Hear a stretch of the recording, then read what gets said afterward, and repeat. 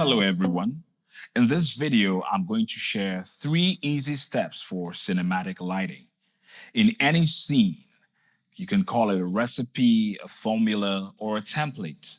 But if you constantly find yourself not knowing where to start or just generally feeling unhappy with your lighting setups, this is it. Whether you're shooting outdoors, using natural light, using one light, or setting up a bunch of lights, regardless of your budget, these steps will instantly raise the production value of your films. Step number 1, keep it natural. With lighting, the goal is always to make the scene look and feel like no lights were used. The only way to do this is to use lights from angles that make sense to the viewer. In other words, using the light sources that already exist in the scene and motivating them towards a more flattering image. This is called motivated lighting. It's bad cinematography if a viewer can tell where you place your lights, and a wide shot is shown that reveals a lack of lighting sources there. So before you start setting up lights, ask yourself, where is the light already coming from? Naturally, is it coming from a window, a door, or a lamp? And if there's none, how can you create them? Now, to motivate different light sources, starting outdoors in natural light, I use reflectors, sunscreens, butterflies, and actual lights to motivate the sunlight. Upstage lighting. This is by far the most popular technique used in cinema and commercials, also referred to as shooting backlit. Find the brightest light source in your scene and put your subject in front of it. The light source doesn't have to be directly behind your subject, but the more important matter is your camera placement. And the goal here is to shoot from the shadow side. Reverse key is the technique of placing the key light at an acute angle to the subject, rather than simply letting it fall squarely onto it. A simplified explanation is to avoid setting your key light up on the camera side.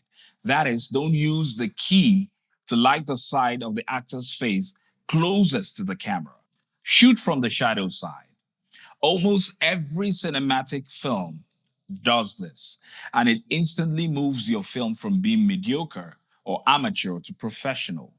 We should avoid mistakes of lighting faces and not spaces. Always think of how unnatural it will look when you light wrongly. For example, a common mistake of shooting outside would be to take a reflector and put it on the opposite side of where the sun is coming from to fill in the shadows.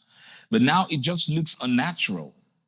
What you want to do is to angle it from the same side as the sun and only on the side of the face where the sun is coming from, creating a gradual roll-off into the shadow. You can also add flags, like I have here, to darken the side of the face to achieve a natural roll-off. We call that a negative fill. So instead of adding light, we're taking away light and protecting the shadows. When lighting a scene, it's always important to always start with your wides, because your first objective is to light the overall space and not the face.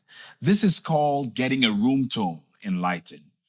What's the feel you want the audience to have when they watch that scene?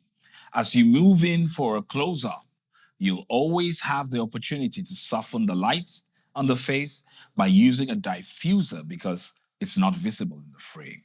Step 3, adding more depth.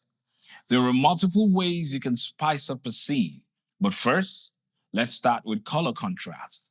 It is achieved by using different temperature lights. For example, you have a warm light coming from a lamp and a cooler light emulating the moonlight coming from the back. You can add texture to your scene by lighting up certain areas with practicals. Practicals are lights that look like they belong in the space, or lights that are already in the space before shoot. Also, one of the best ways to create more separation between your subject and the background is to use a hazer. A little haze can change the whole scene and make it more cinematic. Haze softens the background, automatically drawing your eyes more to the subject. Shooting silhouettes is also another powerful way to separate your subjects.